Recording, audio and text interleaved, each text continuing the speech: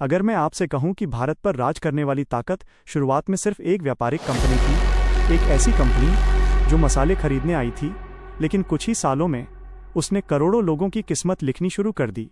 सवाल है, आखिर ऐसा हुआ कैसे? साल 1600। समुद्र के रास्ते भारत पहुंची एक विदेशी कंपनी, ईस्ट इंडिया कंपनी। शुरुआत में उनका मकसद सिर्फ व्यापार था, लेकिन धीरे धीरे उन्होंने भारत की कमजोर होती रियासतों को समझना शुरू कर दिया। फिर आया साल 1757, प्लासी का युद्ध, एक ऐसी लड़ाई जिसने भारत के इतिहास की दिशा बदल दी। यहीं से कंपनी ने सिर्फ व्यापार नहीं बल्कि सत्ता पर भी कब्जा करना शुरू कर दिया। एक एक करके रियासतें उनके नियंत्रण में आती गईं।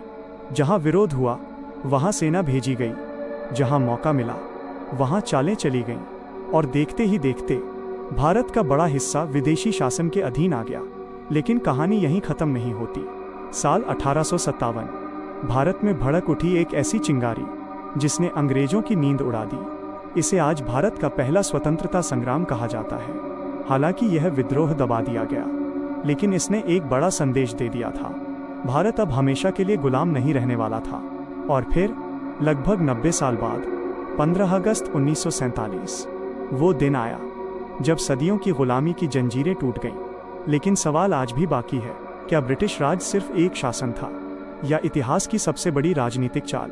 अगली कहानी में हम जानेंगे कि अंग्रेजों ने भारत की दौलत और संसाधनों का इस्तेमाल करके दुनिया की सबसे बड़ी ताकत कैसे बनाई।